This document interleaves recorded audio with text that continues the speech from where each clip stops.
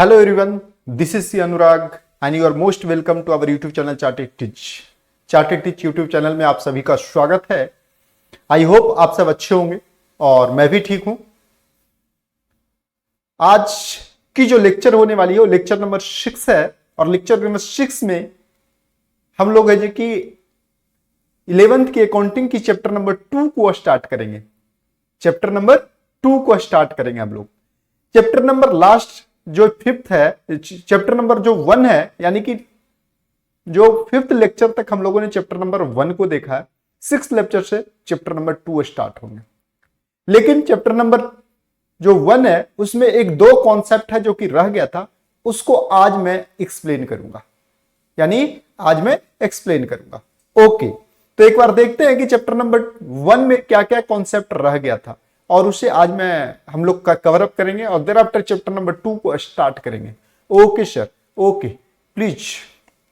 तो ये देखिए चैप्टर नंबर मैं स्टार्ट करना चाहता हूं, क्या क्या हमारे पास रह गया था। Okay sir please go. ये देखिए this is chapter number 1। Chapter number 1 में हम लोगों ने क्या देखा था? एक तो ट्रांजेक्शंस देखा था, ट्रांजेक्शंस का डेफिनेशंस, एसेट्स का डेफिनेशन देखा था। Yes sir. उसके बाद एसेट्स का क्लासिफिकेशन देखा था कि एसेट्स कितने प्रकार का होते हैं। लायबिलिटी का क्लासिफिकेशन देखा था, लायबिलिटी कितने प्रकार का होते हैं। Okay sir.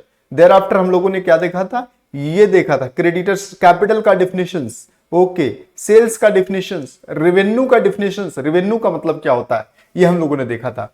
देयर आफ्टर हम लोगों ने क्या देखा था और क्या देखा था सर इसके बदले? रेवेन्यू, ये तो देख लिया था हम लोगों ने। देयर आफ्टर हम लोगों ने एक्सपेंस।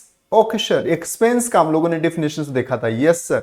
एक्सपेंस का मतलब क्या होता है ये हम लोगों ने समझा था। एक्सपेंडिचर का मतलब क्या होता है ये हम लोगों ने समझा था। प्रॉफिट का मतलब क्या होता है ये हम लोगों ने समझा था। गेन का मतलब क्या होता है ये हम लोगों ने समझा था। देयर आफ्टर हम लोगों ने क्या देखा था? उसके बाद ये तो एक्सपेंडिचर का एक्सप्लेनेशन बताया था, एक्सपेंस का एक्सप्लेनेशन। लॉस का मतलब, लॉस हम लोगों ने पढ़ लिया था। यस, लॉस का मतलब क्या होता है ये भी पढ़ लिया था। डिस्काउंट का मतलब ये हम लोगों ने पढ़ा था, एक सेपरेट लेक्चर लेकर के सेपरेट इसको टॉपिक को, डिस्काउंट को पढ़ा था और बहुत ही अच्छे मैंने आपको वीडियो भी दिखाया था डिस्काउंट के लिए। आपको लाइव एडवर्टाइजमेंट आपको दिखाया था जो मॉल में लगा हुआ रहता है। उसके बाद वॉचर का मतलब भी देखा था हम लोगों ने। ओके सर, वॉचर भी हो गया था। ये देखो वॉचर का मतलब हम लोगों ने समझा था कि वॉचर क्या होती है। Yes. Thereafter discount. Yes, discount ये हम लोगों ने समझा था कि कैसे डिस्काउंट होता है।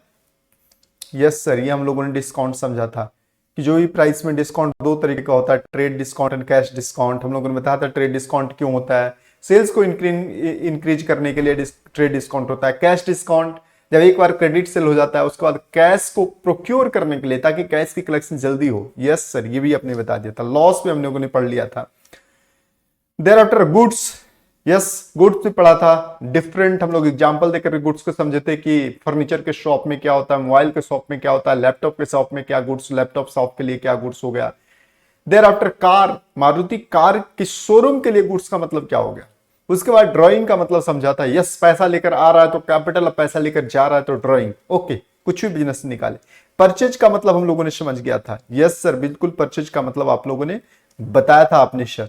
स्टॉक, स्टॉक का मतलब हमने बताया था वैसा गुड्स का मतलब जो सेल करने के लिए रखा हो, गुड्स जो कि अभी सेल ना हुआ हो और हमारे बिजनेस में पड़ा हुआ हो, उसे स्टॉक बोलेंगे। यस सर, ये मुझे पता है।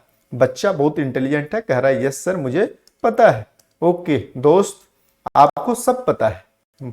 मैं जानता हूं कि आप इंटेलिजेंट हो, लेकिन फिर भी आपको मेरा काम है याद दिला देना।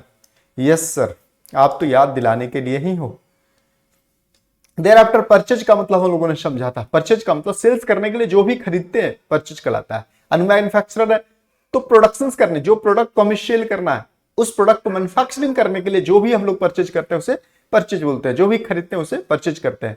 और उसके बाद सर्विस प्रोवाइडर के लिए परचेज क्या हो सकता है? तो मटेरियल जो कंज्यूम होता है सर्विस देने में। यस सर, मुझे याद आ गया। ओके, मैं गजनी नहीं हूं। ड्राइंग का मतलब आपको मैंने काफी एक्सप्लेन किया था। गुड्स का मतलब तो आपको बता ही दिया। देयर आफ्टर दो कॉन्सेप्ट और रह गया था। One is debtor and second is creditor. One is debtor and second is creditor. दो कॉन्सेप्ट पेंडिंग रह गया था। आइए इस कॉन्सेप्ट को एक बार देखते हैं। ओके सर, मैं इसे सेपरेट ले चलता हूं पेज में और उसके बाद कोशिश करता हूं। समझाने की कोशिश करता हूं। ओके सर, आइए देखते हैं एक बार डेटर्स का मतलब क्या होता है और क्रेडिटर्स का मतलब क्या होता है। ओके सर, ये लो, ये हो गया हमारा debtors and creditors. Okay sir, अब देखो डेटर्स का मतलब क्या होता है। हम लोग सेल्स जो करते हैं वो दो तरीके से करते हैं। कोई भी बिजनेस ऑर्गेनाइजेशंस में जो सेल होती है वो टू टाइप की सेल होती है। फर्स्ट, यानी कि जो सेल होती है, जो सेल्स होता है, यानी कि सेल होता है बिजनेस में, वो दो तरीके का होता है। कौन कौन सा सर, एक चीज बता दो। First, cash cell. Cash cell का मतलब कैश में सेल ले गया। Okay sir, cash cell. दूसरा, क्रेडिट सेल। क्रेडिट सेल ये क्या होता है, हम सेल तो कर देते हैं, बिजनेस ऑर्गेनाइजेशन सेल तो कर देता है, लेकिन उससे अभी कैश नहीं लेता है, या उससे कैश तो लेता है लेकिन कम, पूरा सेल की जो वैल्यू होती है वो पूरा सेल की वैल्यू ना लेकर के कुछ ही हिस्सा लेता है। सर ऐसा क्या? फॉर एग्जाम्पल, यानी कि कुछ भी उधार में अगर सेल किया गया तो उससे क्या बोलेंगे, क्रेडिट सेल बोलते हैं। और जो उधार में हमसे माल ले गया, यानी कि जो परचेजर उधार में हुआ, वो सेलर के लिए डेटर कहलाएगा। जो परचेजर उधार में माल को लिया वो क्या कहलाएगा, डेटर्स कहलाएगा। किसके लिए? परचेजर के लिए। परचेजर के लिए क्या कहलाएगा, डेटर्स कहलाएगा। यस सर, एक फॉर एग्जाम्पल एक बार बता देता हूं एग्जाम्पल। गुड्स की कीमत क्या थी, प्राइस कितना था, mister x. Okay, for example mister x. Mister x क्या है, सेलर है। किस चीज का, मोबाइल का।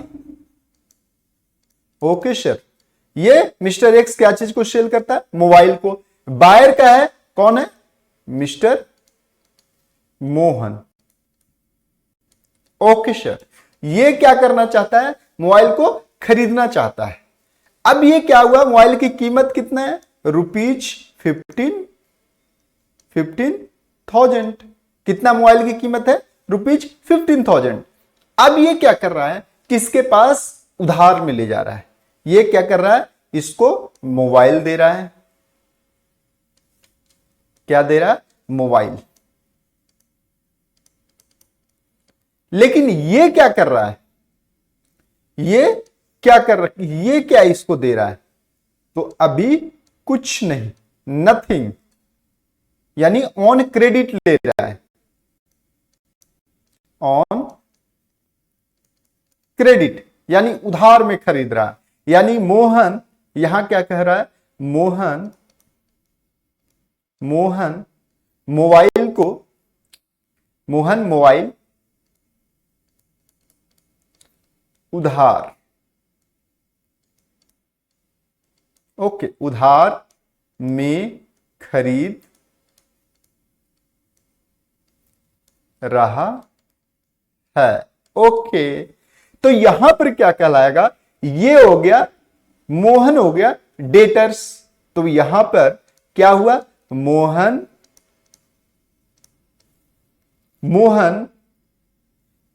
मिस्टर एक्स के लिए,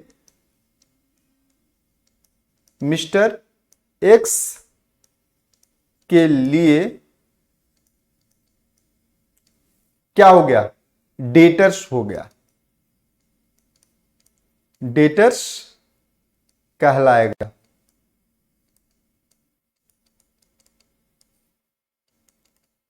क्या कहलाएगा, डेटर्स कहलाएगा। कौन डेटर्स कहलाएगा, मिस्टर मोहन कहलाएगा। मोहन ने उधार खरीदा, यानी कि जिसको आपने उधार बेचा वो क्या हो गया, आपके लिए डेटर्स हो गया।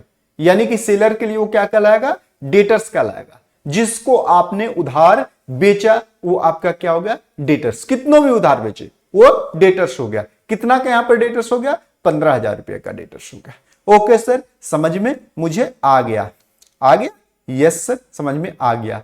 यानी कि थोड़ी मैं हिंदी में लिखा दो, यानी जिसको आपने उधार बेचा, जिसको आपने उधार बेचा, जिसको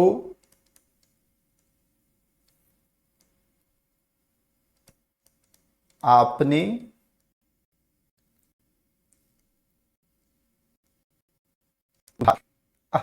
ऐसे नहीं सर, इसे हाईलाइट कर दो, ये लो, उधार।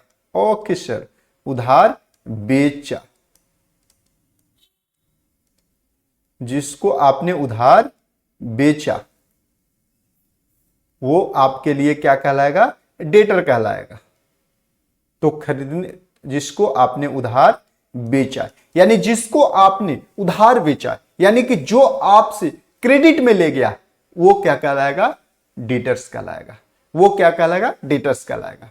यानी कि जो इमीडिएट सर्विस, या इन सर्विस के केस में जिसको आपने उधार में सर्विस दिया, यानी उससे अभी पैसा आपने नहीं लिया, कब लोगे? बाद में लोगे, वो आपके लिए डेटर कहलाएगा। ओके सर, एक बार देख लो, डेटर आर द पर्संस और other entity who own to an enterprise an amount of buying goods and services on credit. क्या? ऑन क्रेडिट, यहां important is on credit. On credit यानी कि उधार में, उधार में। Okay sir, on credit the total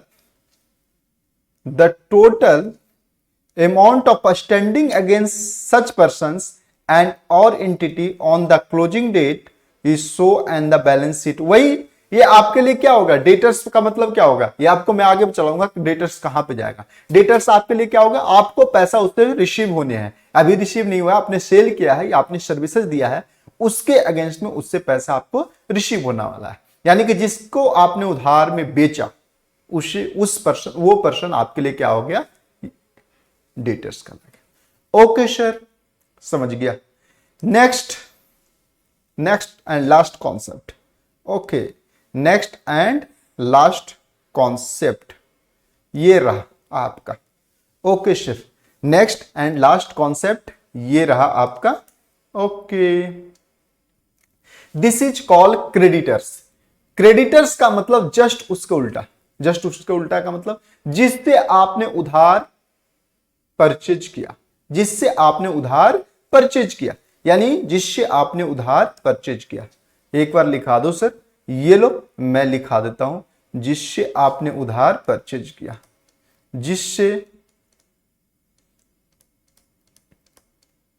जिससे आपने उधार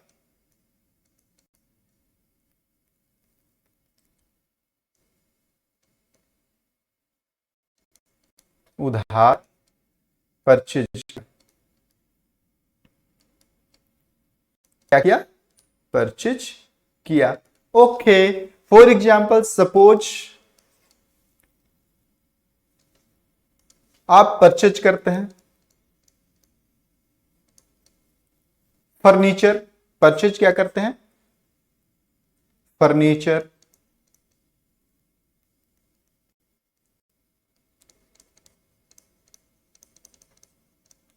किससे परचेज करते हैं? रोहन एंड कंपनी से। किससे? रोहन एंड कंपनी से। Rohan and company. Okay sir, ये आपको फर्नीचर देता है,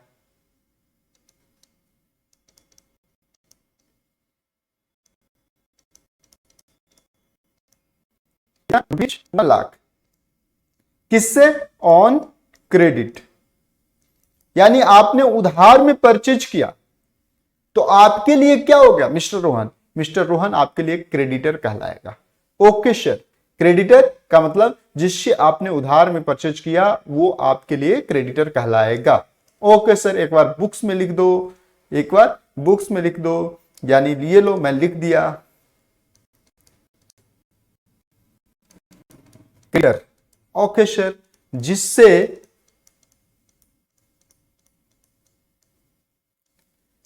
आपने उधार में परचेज किया या क्या? उधार में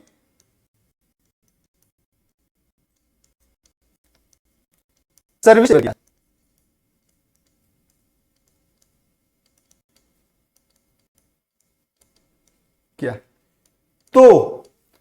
उधार देने वाला तो उधार देने वाला तो उधार देने वाला आपके लिए क्या कहलाएगा? क्रेडिटर कहलाएगा। ओके सर, आपके लिए क्रेडिटर कहलाएगा। ओके, क्यों? क्योंकि क्रेडिटर्स को आपको फ्यूचर में पेमेंट करनी है, क्रेडिटर्स को आपको फ्यूचर में पेमेंट करनी है। ओके सर, एक बार आइए समझते हैं कॉन्सेप्ट को। ओके सर, ये लो, यहां पर आ गया कॉन्सेप्ट। क्या कर रहा है? डिफिनेशन जो देखो, ये देखो डिफिनेशन। क्रेडिटर आर पर्सन, कौन पर्सन है? क्रेडिटर आर पर्सन और एंटिटी, जिससे आप कहा चाहे तो किसी पर्सन से आप खरीद कर ला रहे हैं उधार, या तो किसी एंटिटी से, एंटिटी का मतलब ऑर्गेनाइजेशन से, who have to be paid by an enterprise on amount of providing enterprise goods और सर्विसेज ऑन क्रेडिट। वही कहता है किसी एंटरप्राइज से या किसी पर्सन से आपको उस पर्सन को कोई पैसे पेमेंट करना हो, यानी पेबल है, आपको पे करेंगे फ्यूचर में। किस वजह से पे करेंगे? आपने कोई गुड्स या तो सर्विसेज उधार में लिया है। ओके, यानी कि आपने जिससे गुड्स और सर्विसेज उधार में लिया है वो आपके लिए क्या हो गया? क्रेडिटर्स हो गया। ओके सर, समझ गया मैं।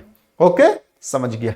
ओके, समझ गया। तो ये लो, आपकी सारी कॉन्सेप्ट हो गया यहां पर क्लियर। अब देखते हैं कुछ बचा हुआ है क्या। ये देखो, ये हो गया था, स्टॉक का डेफिनेशन बताया था, ये स्टॉक का डेफिनेशन मैंने आपको बताया था। ओके, ड्राइंग हो गया। स्टॉक, ये देखो मैंने इन्वेंट्री बताया था, इन्वेंट्री में ये देखो इन्वेंट्री है हमारे लिए, बिजनेस के लिए ये इन्वेंट्री है। क्या इन्वेंट्री? ये देखो, ये सब अभी सेल नहीं हुआ है, ये सेल नहीं हुआ है, तो ये सब क्या था? इन्वेंट्री था बिजनेस के लिए। ओके सर, और देखो ये क्या है? इन्वेंट्री था। क्या है? इन्वेंट्री है। ये क्या है? इन्वेंट्री। ये देखो क्या है? इन्वेंट्री।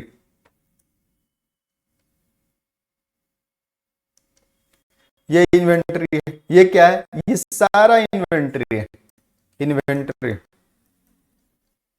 यानी स्टॉक। ये क्या है? ये भी स्टॉक पड़ा हुआ है। नेक्स्ट देखें, ये भी देखो, ये स्टॉक पड़ा हुआ है, यहां भी स्टॉक पड़ा हुआ है। ओके, ये देखो डेटर्स क्रेडिटर्स, अभी मैंने बताया आपको, आ गया टंटड़ा।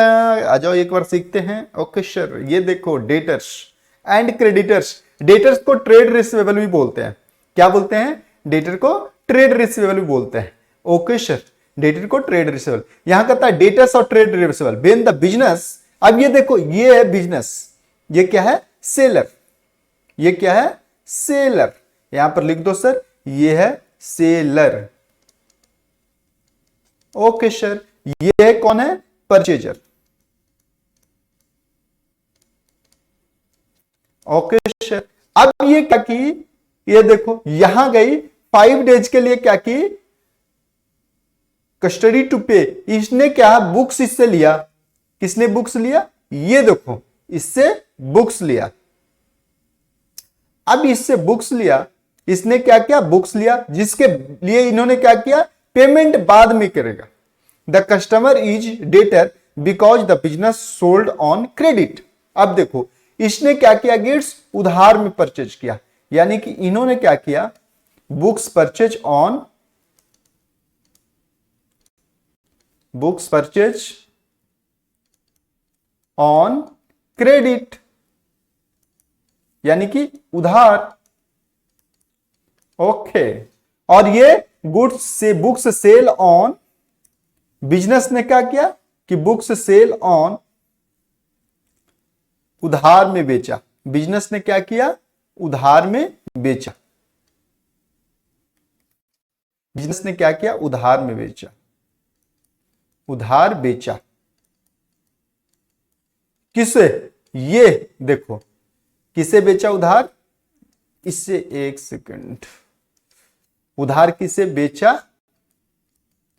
इसे, मिसेज को। तो मिसेज क्या कहला गई इस बिजनेस के लिए? डेटर्स। इसके लिए, किसके लिए? ये सेलर के लिए मिसेज क्या कहला गई? डेटर्स। ये क्या होगी? डेटर्स। ये कौन होगी? डेटर होगी। ओके सर, क्योंकि बिजनेस ने उधार में इसे बेचा, जिसको हम उधार में बेचते हैं वो मेरे लिए डेटर्स कहलाता है। तो मिसेज क्या होगी बिजनेस के लिए, यानी कि बुक सेलर के लिए डेटर्स हो गई, क्योंकि इसने बुक सेलर ने उधार में बेचा। ओके सर, समझ गया मैं। अब नेक्स्ट ये देखें। ओके, अब ये देखो, ये क्या हो रहा है? बिजनेस क्रेडिट में परचेज कर रहा है। कौन क्रेडिट में परचेज कर रहा है? ये देखो, ये purchase mister buyer. Mister A कौन है? बायर है। मिस्टर ए कौन? ये बायर है। और ये कौन है? सेलर है। अब ये उधार में परचेज कर रहा है। कौन परचेज कर रहा है? दिस, ये उधार में परचेज कर रहा है। उधार में परचेज कर रहा है। उधार में क्या कर रहा है? परचेज कर रहा है।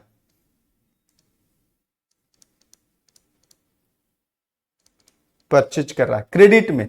तो ये क्या कहलाएगा? इसके लिए ये क्या कहलाएगा? मिस्टर ए क्रेडिटर्स हो गया।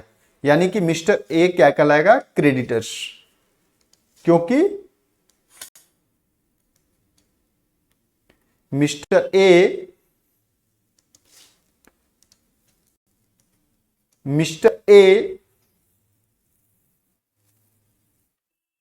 अब मिस्टर ए किसके लिए क्या होगा? In the books of B, in the, अब यहां पर मैं ऐसे करता हूं, एक मिनट, यहां पर इस ट्रांजैक्शंस का इंपैक्ट क्या हो रहा है ये देखो। मिस्टर, यहां पर ए के बुक में, इन द बुक ऑफ, किसके किसके बुक्स में देखो? In the book of A, in the book of B, दोनों में क्या होगा? ए के बुक्स में क्या हो गया?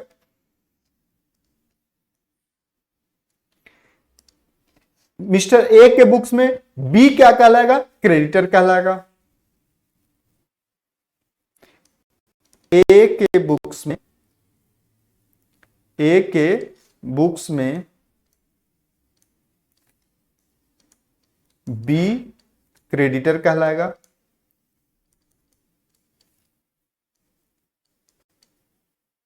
बी क्या कहलाएगा? क्रेडिटर कहलाएगा।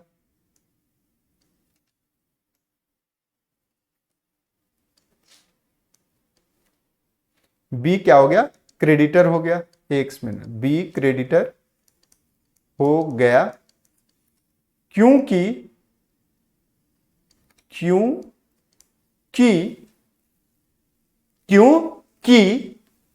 ए ने बी से उधार परचेज किया है। क्योंकि ए ने बी से उधार, जिसको बोलते हैं ऑन क्रेडिट, परचेज किया है। अब देखो, in the books of B क्या हो जाएगा? In the books of B, B के बुक्स में क्या हो जाएगा? बी के बुक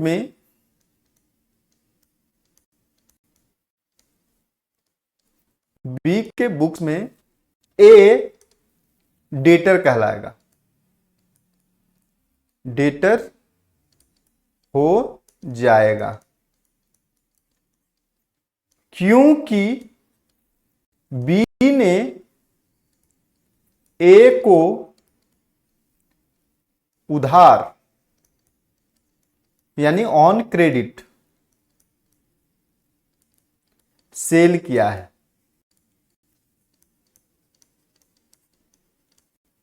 ओके सर, आप समझ में आ गया? ये रहा समझने वाली बात।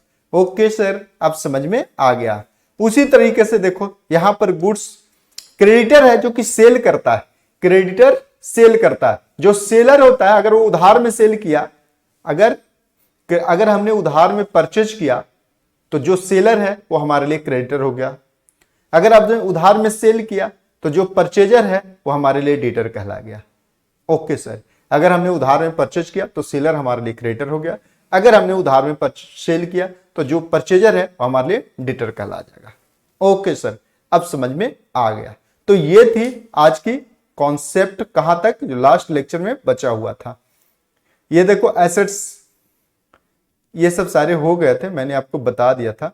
ये देखो एसेट्स मैंने बताया था इसमें कि एसेट्स क्या होता है, ये आपके लिए मैंने रखा था। ये तो एसेट्स क्या है और गुड्स क्या है। ओके सर, एसेट्स का डिफिनेशन मैंने आपको बताया था, जो रिसोर्सेज बिजनेस में यूज किया जाता है। ओके सर, जैसे फॉर एग्जांपल ये देखो एसेट्स, ये देखो ये सब तो क्या है, गुड्स है। क्यों? क्योंकि इसको सेल करने के लिए रखा है। ये सब सारे क्या है, ये गुड्स है क्योंकि सेल करने के लिए रखा है। यानी ये क्या है, गुड्स है। और ये क्या है, व्हाट इज दिस, ये क्या है, ये तो एसेट्स है। क्या है, एसेट्स है। ये जो कंप्यूटर रखे हुए हैं, ये कंप्यूटर क्या है, एसेट्स है, क्योंकि सेल करने के लिए नहीं रखा हुआ है। किस लिए रखा हुआ है, बिजनेस में यूज करने के लिए रखा है। ओके सर, मैं समझ गया, जो कि बिजनेस में यूज करने के लिए रखा हुआ है तो वो एसेट्स हो गया, सेल करने के लिए नहीं हो गया।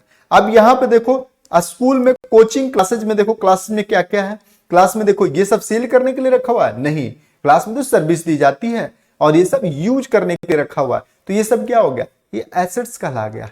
यस सर, ये क्या कहलाएगा, एसेट्स। ये क्या कहलाएगा, ये ब्लैक बोर्ड क्या है, एसेट्स है। ये टेबल कुर्सी क्या है, एसेट्स है। और क्या है, और इसमें कई सारे एसेट्स होंगे।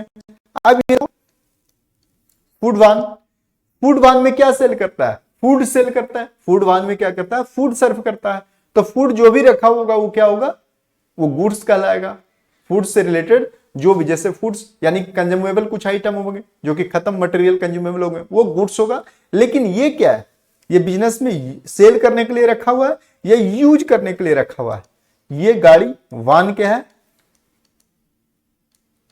एसेट्स है। ये फर्नीचर क्या है, एसेट्स है। और भी इतनी, ये सब देखो, ये सब सारी चीज जो रखे हुए हैं, क्या सेल करने के लिए रखा हुआ है, नहीं सर, ये सब चीजों तो वो बिजनेस में यूज करने के लिए रखा हुआ है। तो ये क्या हो गया, एसेट्स हो गया। यानी कि हो सकता है कि जो सामान हम बेचने के लिए रखा हुआ है, वो सेम सामान को हम अपने सेम प्रोडक्ट को बिजनेस में यूज भी कर रहे हैं। तो जो बिजनेस में यूज कर रहे हैं वो एसेट्स कहलाएगा, और जो सेल करने के लिए जितना पार्ट रखे हुए वो हमारे लिए गुड्स कहलाएगा। ओके सर, समझ में आ गया। ओके, आज हमारी चैप्टर नंबर 2 खत्म हो गया, हम लोग का, सॉरी चैप्टर नंबर 1 खत्म हो गया। चैप्टर नंबर 2 अब हम लोग स्टार्ट करेंगे। ओके, आइए स्टार्ट करते हैं chapter number 2। Okay sir, chapter number 2 हम लोग देखते हैं।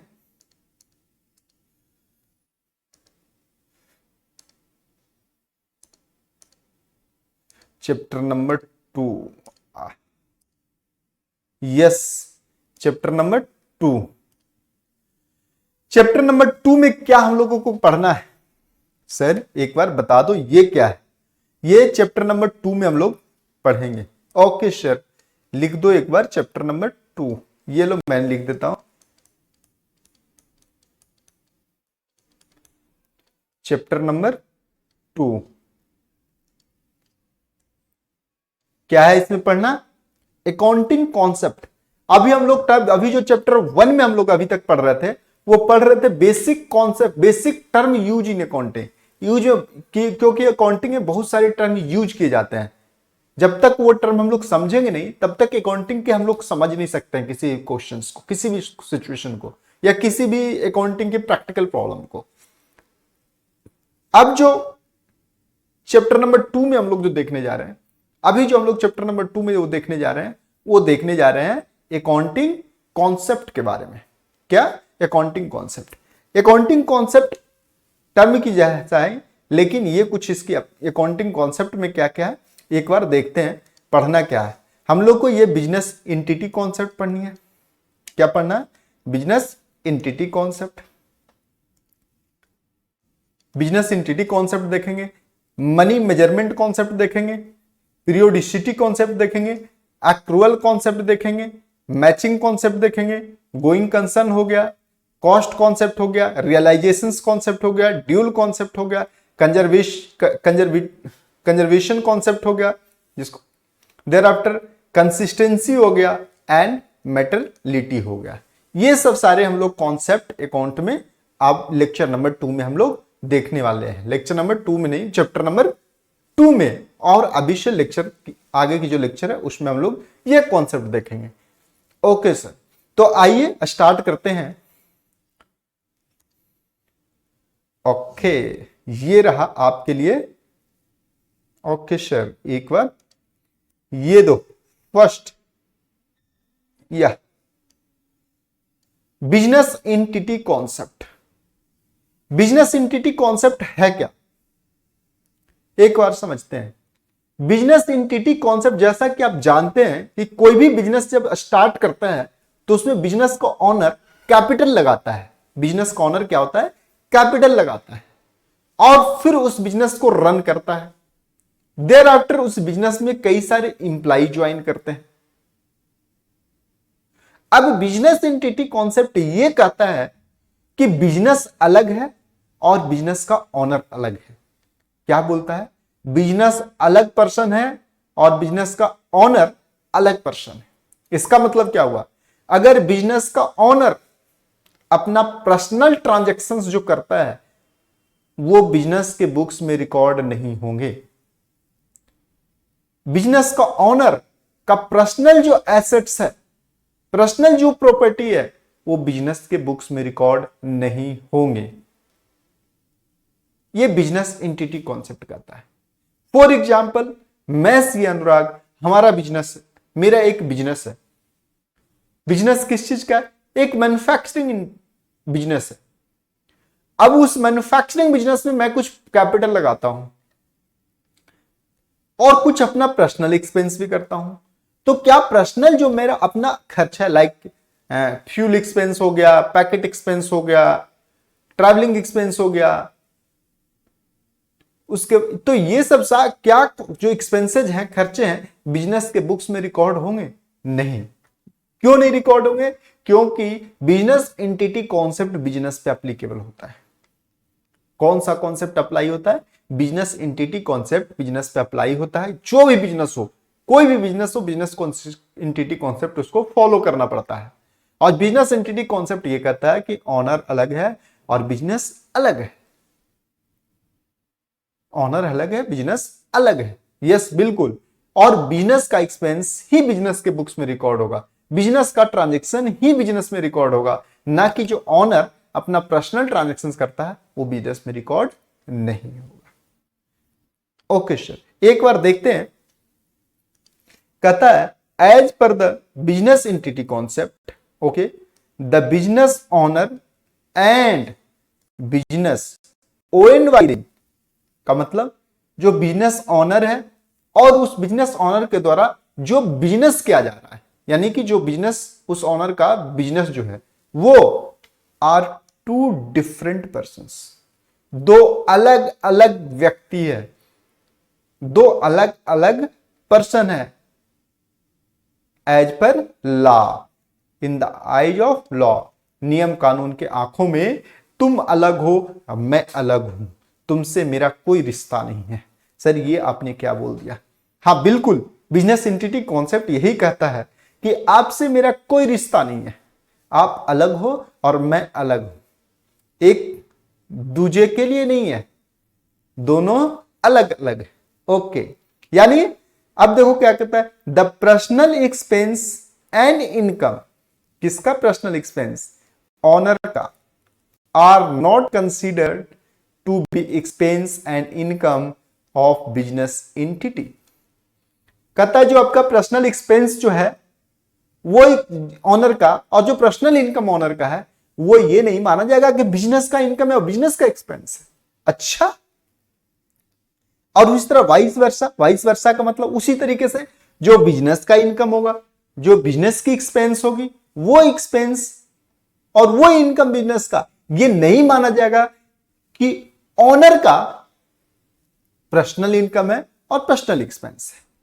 अच्छा, यानी का मतलब बिजनेस का इनकम माना जाएगा, बिजनेस का एक्सपेंस माना जाएगा, ऑनर का पर्सनल एक्सपेंस माना जाएगा, और ऑनर की पर्सनल इनकम मानी जाएगी।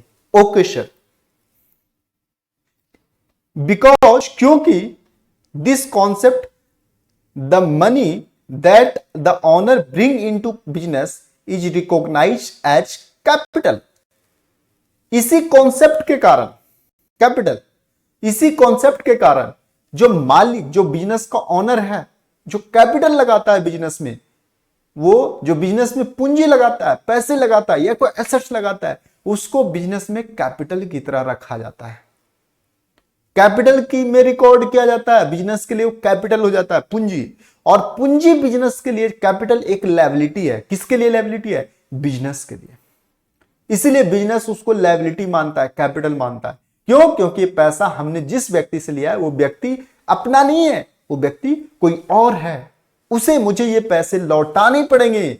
यानी कि आपको जिसको फ्यूचर में पैसे लौटाने हैं वो आपके लिए लायबिलिटी हो गया, जैसा कि हमने पढ़ा है।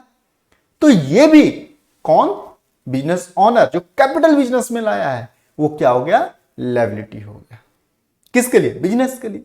वही कह रहा है बिकॉज ऑफ दिस कॉन्सेप्ट, इसी कॉन्सेप्ट के कारण the money that the owner bring into business is to recorded as capital. किसके? Of the business entity and is an investment for the owner.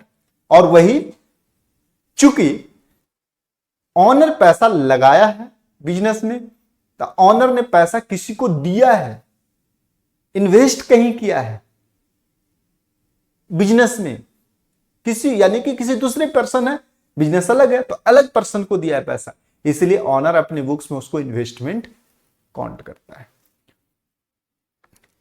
और उसी तरीके से और कोई भी money, when anything money is withdrawn by the owner from the business then it is consider as drawing. उसी तरीके से और मनी को विड्रॉ किया जाता है ऑनर के द्वारा बिजनेस से, यानी निकाला जाता है अपने पर्सनल खर्चे के लिए, तो मान लिया जाता है ड्राइंग, विड्रॉइंग, कि उसने पैसा निकाला है और वो कैपिटल से लेस हो जाता है, कैपिटल से लेस हो जाता है। ओके सर, अब यहां पे देखना एक लिखा हुआ है, ये देखो, क्या देखूं सर? ये देखो,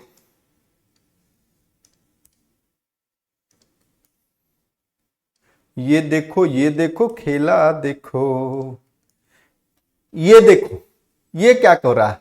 ये है मिस्टर, ये है मिस्टर, कौन है? मिस्टर, और ये मिस्टर का बिजनेस है। ओके, ये मिस्टर है, ये मिस्टर है, और ये मिस्टर का बिजनेस है। यस सर, समझ गया। और बिजनेस एंटिटी कॉन्सेप्ट के अनुसार मिस्टर अलग हो गया, दूजा जुदा हो गया, और ये अलग हो गया, अलग अलग, ये अलग अलग हो गया, दोनों में जुदा हो गया, यानी कि दोनों अलग है। तुम अलग हो, मैं अलग हूं, तुम अलग हो, मैं अलग हूं, यानी दोनों अलग अलग है। मैंने तुझे पैसा दिया, मैंने तुझे कैपिटल दिया, तो इसके यहां क्या हो गया? लायबिलिटी, और इसके यहां क्या हो गया? इन्वेस्टमेंट। ओके, तो वही कहलाता है, दोनों अलग अलग है, बिजनेस अलग है और मैं ये अलग है। यानी कि बिजनेस एंटिटी कॉन्सेप्ट क्या बोलता है? सर एक बार हिंदी में लिखा दो, ये लो मैं लिखा दिया। पहला point, point number one business entity concept का पॉइंट नंबर 1 कहता है, यानी ये कहता है कि बिजनेस अलग है और ऑनर अलग है। बिजनेस और ऑनर का बिजनेस दोनों अलग अलग पर्सन है। ऑनर और ऑनर का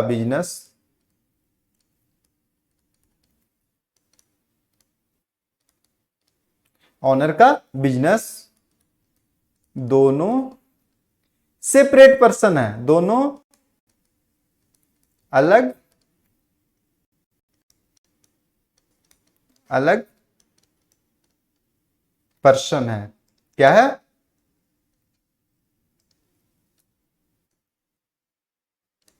पर्सन है, यानी सेपरेट एंटिटी।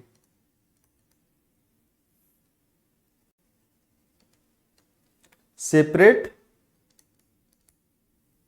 दोनों सेपरेट एंटिटी है। इसका क्या फायदा है? इसका फायदा यह है कि बिजनेस का ट्रांजैक्शंस बिजनेस के बुक्स में रिकॉर्ड होगा, बिजनेस का ट्रांजैक्शंस बिजनेस के बुक्स में रिकॉर्ड होगा, और ऑनर का पर्सनल ट्रांजैक्शंस ऑनर के बुक्स में रिकॉर्ड होगा। यानी बिजनेस के बुक्स में सिर्फ बिजनेस से रिलेटेड ट्रांजैक्शंस रिकॉर्ड होगा, यानी बिजनेस के बुक्स में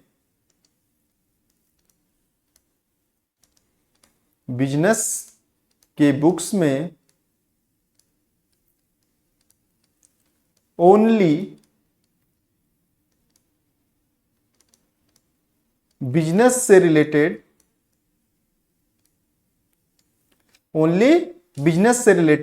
ट्रांजैक्शन, बिजनेस से रिलेटेड ट्रांजैक्शंस क्या होगा? ही रिकॉर्ड होगा। बिजनेस से रिलेटेड ट्रांजैक्शंस ही रिकॉर्ड होगा। यानी दैट इज ऑनर का पर्सनल ट्रांजैक्शंस, बिजनेस ऑनर का पर्सनल ट्रांजैक्शंस, यानी कि बिजनेस ऑनर का पर्सनल इनकम और एक्सपेंस बिजनेस के बुक्स में रिकॉर्ड नहीं होगा। यानी ऑनर का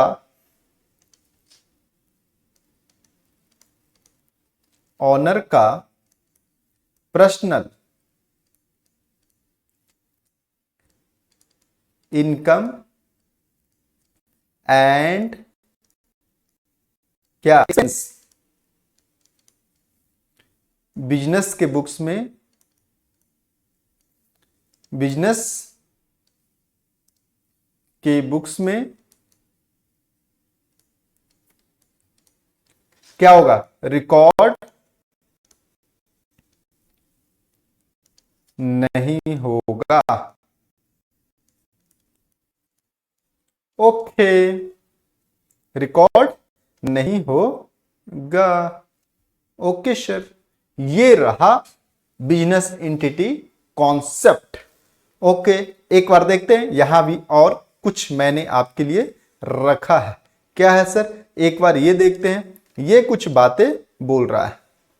कह रहा है the concept help in maintaining the clarity of business positions and separate from the owner financial positions. ये इसी कॉन्सेप्ट के कारण बिजनेस में कितनी प्रॉफिट है, बिजनेस की अपनी कितनी प्रॉफिट है, और बिजनेस की अपनी कितनी एसेट्स है, और अपनी कितनी लायबिलिटी है, इस चीज को क्लियरिटी मिलता है। किस कॉन्सेप्ट के कारण? इसी कॉन्सेप्ट के कारण, इसी कॉन्सेप्ट के कारण। किस कॉन्सेप्ट के कारण? बिजनेस एंटिटी कॉन्सेप्ट के कारण ही बिजनेस की लायबिलिटी कितनी है, ऑनर की लायबिलिटी कितनी है, ये पता चलता है। ओके सर, देयर आफ्टर ये देखो, ये क्या कह रहा है? फॉर एग्जाम्पल क्या है एग्जाम्पल में? यदि देखो, if owner of the business provide capital to the business, the event shall be recorded in the books of firm and its related business. वही अगर कैपिटल देता है ऑनर, तो बिजनेस के बुक्स में रिकॉर्ड किया जाता है। But when owner buy house from his personal fund, this transaction shall not be recorded in the books. क्या बोल दिया? अगर ऑनर अपने पर्सनल पैकेट से कोई घर खरीदता है, पर्सनल पैसे से घर खरीदता है, बिजनेस के पैसे से नहीं, यानी बिजनेस नहीं खरीद रहा है, ऑनर पर्सनल घर खरीदता है, तो किसके बुक्स में रिकॉर्ड होगा? बिजनेस के बुक्स में रिकॉर्ड होगा ना? नहीं, बिल्कुल नहीं। क्यों नहीं रिकॉर्ड होगा? क्योंकि ये बिजनेस, ये ट्रांजैक्शंस किसने किया है? ऑनर ने किया है, और ऑनर अलग है, बिजनेस अलग है। अगर बिजनेस खरीदता तो सही रिकॉर्ड होता बिजनेस के बुक्स में। ये पर्सनल, उन्होंने अपने पर्सनल पैकेट से ऑनर ने खरीदा, तो ऑनर के बुक्स में रिकॉर्ड होगा, बिजनेस के बुक्स में रिकॉर्ड नहीं होगा। ओके सर, ये मैं समझ गया। इधर देखो, ये रहा, ये दोस्त आपके लिए मैंने ये लाया। ये क्या लाया sir? Business separate from the owner. Yes, ये बिजनेस अलग है और ये ऑनर अलग है। बिजनेस कह रहा है, ऑनर कह रहा है पैसे दे दो, पैसे दे दो, पैसे दे दो। ऑनर कह रहा है पैसे दे दो, पैसे दे दो, पैसे दे दो। लेकिन बिजनेस क्या कह रहा है? नहीं नहीं, अभी नहीं। तुम कौन हो? मैं तुम्हें नहीं जानता हूं। तुम कौन हो? मैं नहीं जानता हूं। इन्होंने तो क्या लगाया? कैपिटल लगाया, और ये पैसे मांगेगा तो इसका मतलब क्या हो गया? ड्राइंग हो गया। अगर ये ड्राइंग हो गया, बिजनेस से पैसे निकाल रहा है, ये नहीं कि जब मन जब निकाल सकता ऑनर। ओके सर, यानी ये ऑनर हो गया। दोनों सेपरेट, जुदा। ये दोनों में लाइन पा दिया मैं, सेपरेट, अलग अलग। ओके सर, अब ये देखो next,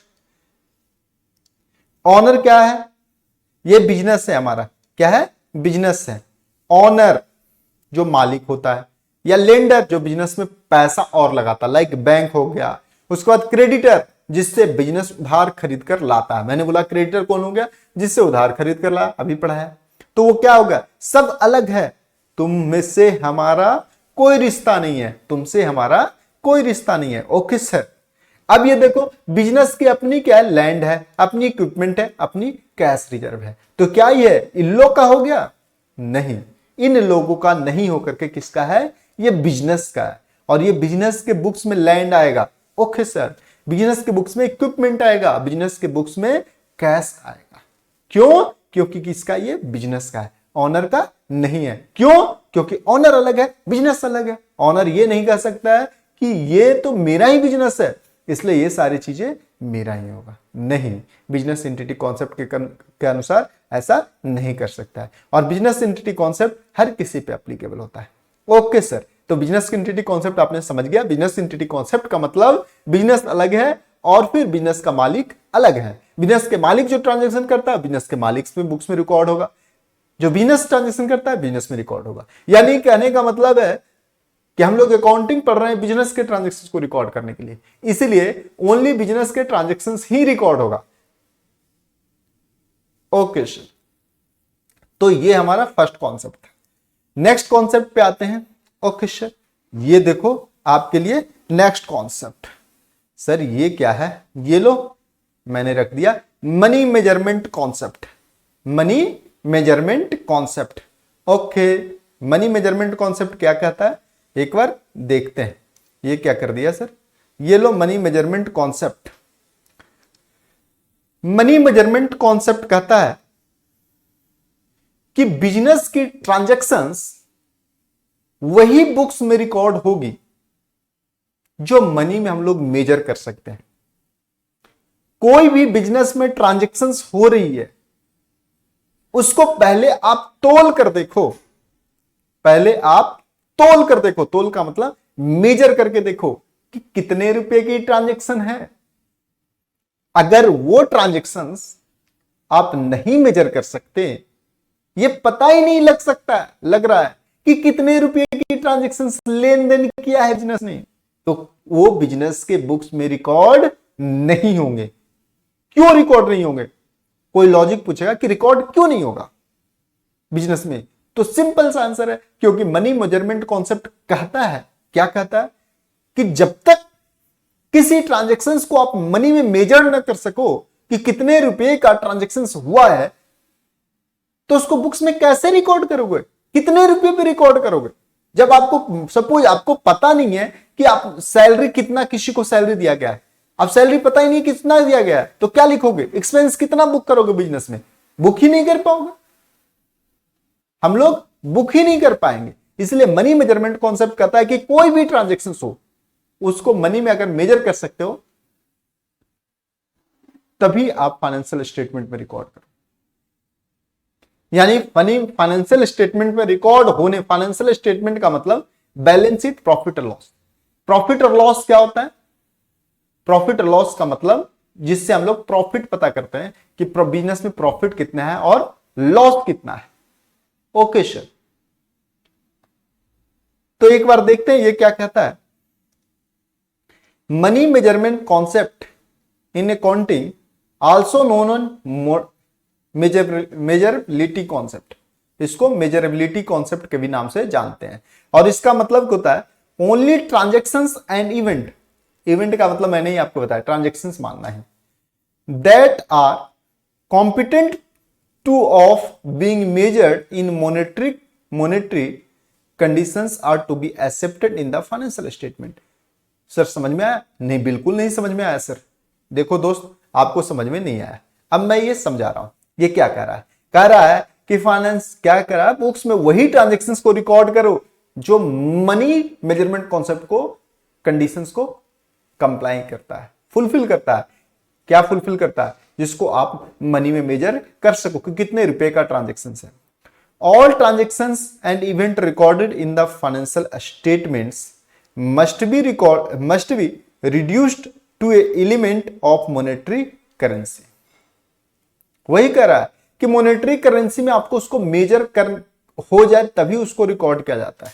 okay, where it is not potentials to allocate a dependable monetary value to transactions और event, it shall not be recorded in the financial statement. वही बुक्स में रिकॉर्ड नहीं किया जाएगा। अगर वो जिसको मनी में अगर वैल्यू नहीं किया सकता कितने रुपए का ट्रांजेक्शन है, तो उसे हम लोग बुक्स में रिकॉर्ड नहीं कर सकते। This means all information show in the accounts of business. इसका मतलब ये हो रहा है कि जो भी इंफॉर्मेशन बिजनेस में दिख रहा है इन फॉर्म ऑफ मॉनेटरी, वो मनी के फॉर्म में होना चाहिए कि कितने रुपए का ट्रांजेक्शन है। In other words, all assets and liability of business. मैंने आपको बता दिया एसेट्स का मतलब क्या होता है, लायबिलिटी का मतलब क्या होता है। तो ऑल एसेट्स और all liability of business so in monetary terms. उसको रुपया में दिखाना होगा कि कितने रुपए का एसेट्स है, कितने रुपए की लायबिलिटी है, वो हमें कहां दिखाना होगा? बिजनेस के बुक्स में। ओके सर, समझ में आ गया मुझे। ओके, जैसे money serve as a common management tools and it easier than a strong that business has. कहता है कि मनी में मेजर करना किसी चीज को आसान होता है कितने रुपए का। जैसे फॉर एग्जांपल हमारे बिजनेस का क्या है, बिल्डिंग है, तो बुक्स में तभी रिकॉर्ड होगा जब पता चले बिल्डिंग कितने की है। तो जैसे दिखाओ, 2 बिल्डिंग 6 लाख रुपए की बिल्डिंग, 2 लाख रुपए की बिल्डिंग है, 2 बिल्डिंग है, 6 मशीन है, 30,000 kilo of raw material, 30,000 kilo of raw material है। क्या इसको रिकॉर्ड कर सकते हैं? बिल्डिंग में 2 अपनी कंपनी है, अपनी बिजनेस है, उसका 2 बिल्डिंग है, 2 बिल्डिंग है, 6 मशीन है, 30,000 किलो उसके पास रॉ मटेरियल है। रॉ मटेरियल का मतलब प्रोडक्ट है, एक तरीके से कच्चा माल। तो क्या इसको बिजनेस में रिकॉर्ड कर सकते हैं? तो ऐसे तो नहीं रिकॉर्ड कर सकते कि कितना पीस है, जब तक ये नहीं पता चल जाए कि कितने रुपए का 2 बिल्डिंग है, तो कितने रुपए की 2 बिल्डिंग है, ये पता हो जानी चाहिए। या एक बिल्डिंग इतने रुपए की है, दूसरा बिल्डिंग इतने रुपए का है, ये पता हो जाना चाहिए। मशीन कितने रुपए की है, ये हमें पता होना चाहिए, तभी रिकॉर्ड होगा। रॉ मटेरियल 30,000 केजी है, 30,000 केजी, वो कितने रुपए की है, अगर ये मेजर कर सकते हैं तभी उसको हम लोग बिजनेस के बुक्स में रिकॉर्ड कर सकते हैं, अदरवाइज नहीं रिकॉर्ड कर सकते हैं। क्यों? क्योंकि मनी मेजरमेंट कॉन्सेप्ट ही कहता है कि जो रुपए पैसे मेजर हो सकता है उसी को बुक्स में रिकॉर्ड करो कि हाँ ये बिल्डिंग इतने रुपए की है, अदरवाइज रिकॉर्ड मत करो। ओके, एक बार लिखा दो सर, ये लो मैंने लिखा दिया। बच्चा कहता है लिखा दो सर।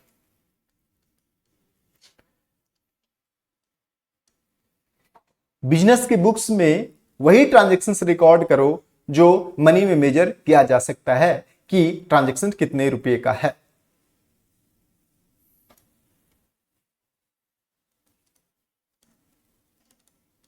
बिजनेस के बुक्स में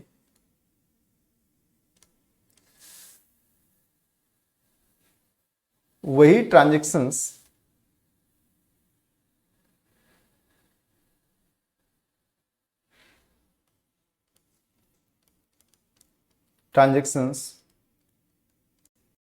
रिकॉर्ड होगा जो मॉनेटरी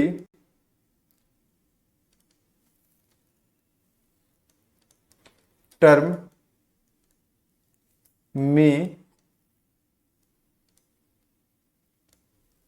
मेजर्ड किया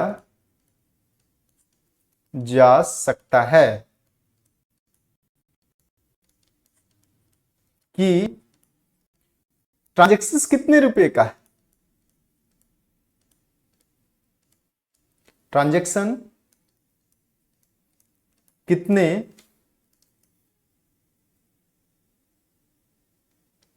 कितने रुपया का है। ओके सर, समझ गया मैं। यानी कि उसी ट्रांजैक्शंस, वही ट्रांजैक्शंस बिजनेस में रिकॉर्ड किया जाएगा जो पता चले कि ट्रांजैक्शंस कितने रुपए का है, यानी मॉनेटरी टर्म में मेजर कर सकते हैं। ओके सर, अब ये देखो मैंने नीचे आपके लिए रखा है, कोई भी ट्रांजैक्शंस हो रही है, इवेंट का मतलब ट्रांजैक्शंस, इवेंट मींस ट्रांजैक्शंस। ये क्या है? ट्रांजैक्शंस हो रही है। क्या हो रही है? ट्रांजैक्शंस।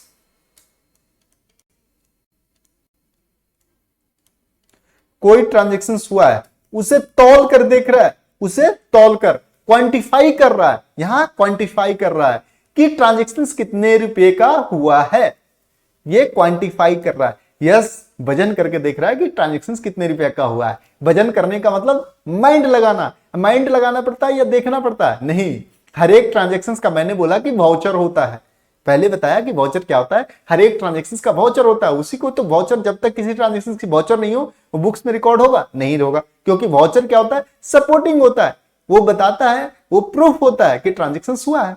तो उसी सपोर्टिंग में देखेगा, लिखा रहेगा कि ट्रांजैक्शंस कितने रुपए के हुआ है। तो वही तो सो यहां पर क्या कर रहा है? सर्च कर रहा है कि कितने रुपए की ट्रांजैक्शंस हुई है, यानी कि क्या कर रहा है? ये सर्च कर रहा है कितने रुपए का ट्रांजैक्शंस हुआ है, कितने रुपये का ट्रांजैक्शन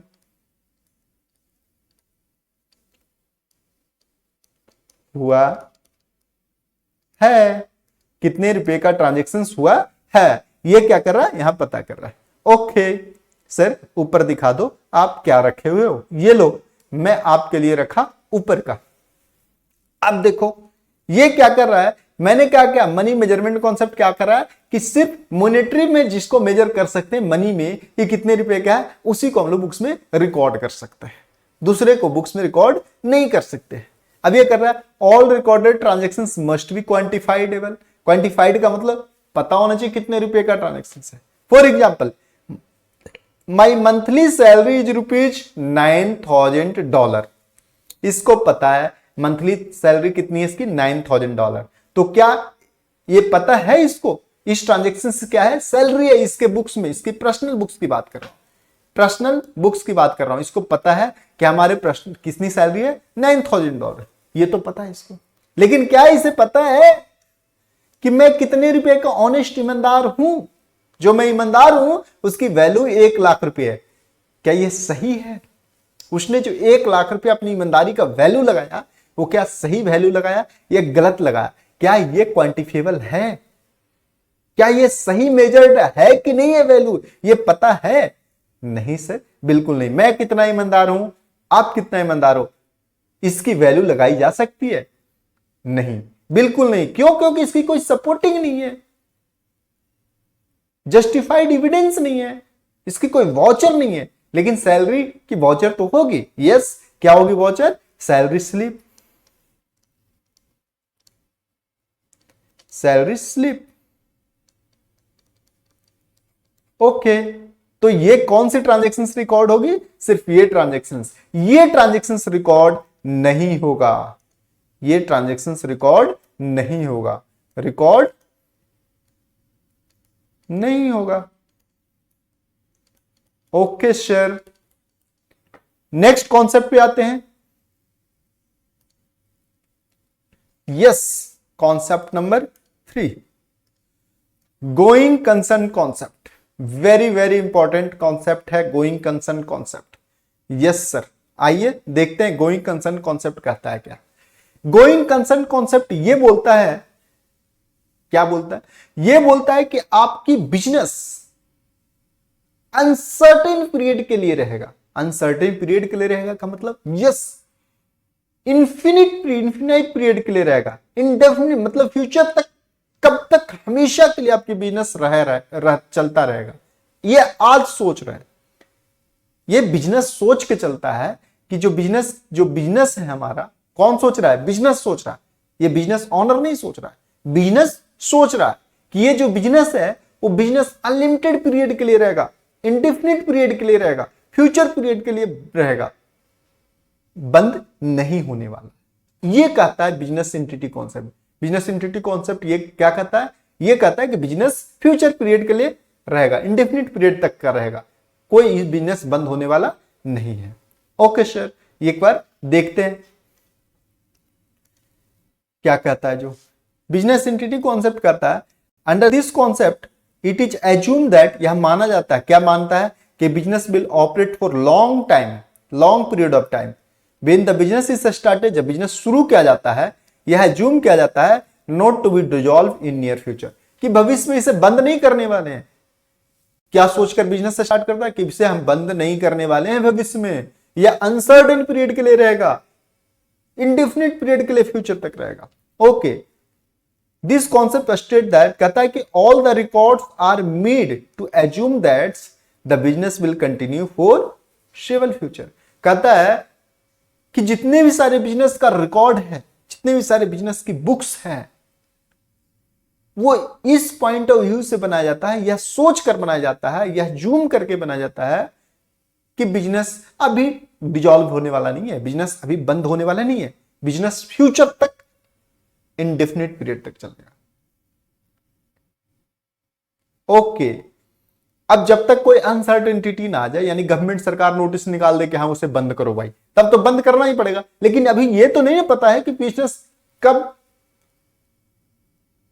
तक चलेगा जो, तो इसलिए अभी मान के चलो कि बिजनेस लॉन्ग टर्म के लिए चलेगा। ओके सर, एक बार हिंदी में लिखा दो, ये लो, बच्चा कहता है हिंदी में लिखा दो सर। हिंदी में लिखा देते हो तो दोस्त, हिंदी बच्चा कह रहा है हिंदी में लिखा देते हो सर, तो मैं भूलता नहीं हूं इस चीज को। ये लो, आप जैसे बोलो वैसे मैं करने के लिए रेडी हूं। ये लो, बिजनेस फ्यूचर में इंडेफिनिट पीरियड तक चलेगा, बिजनेस फ्यूचर में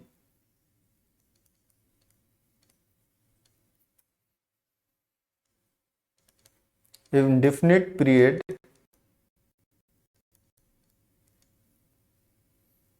तक चलता रहेगा।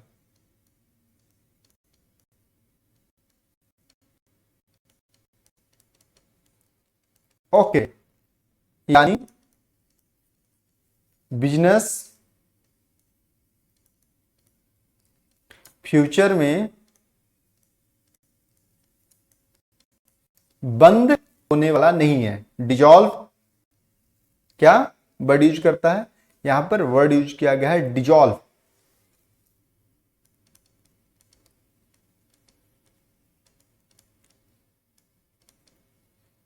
डिसॉल्व सर सही से लिख दो, ये लो मैं सही से लिख लेता हूं, डिसॉल्व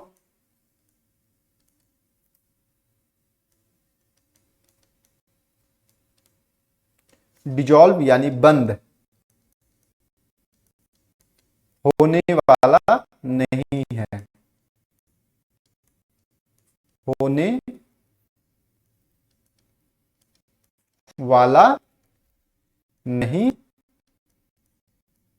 है। ओके सर, और वो बंद होने वाला नहीं है। ओके सर, जैसे ये देखो, ओके ये अभी है, बिजनेस स्टार्ट किया है, क्या किया है? बिजनेस अभी स्टार्ट किया है, यानी ये क्या हो रहा है? बिजनेस अभी स्टार्ट किया है।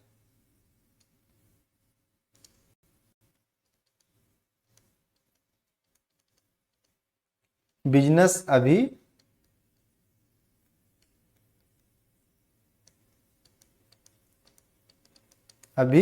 स्टार्ट किया है।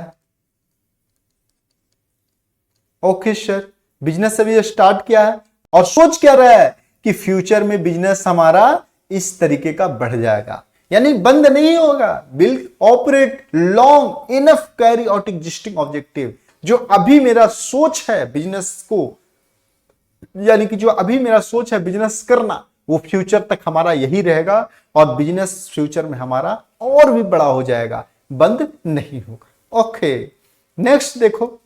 यस सर, नेक्स्ट क्या है यहां पर देखो, कह रहा है क्या, क्या कह रहा है सर, एक बार बता दो। ये कह रहा है absent any information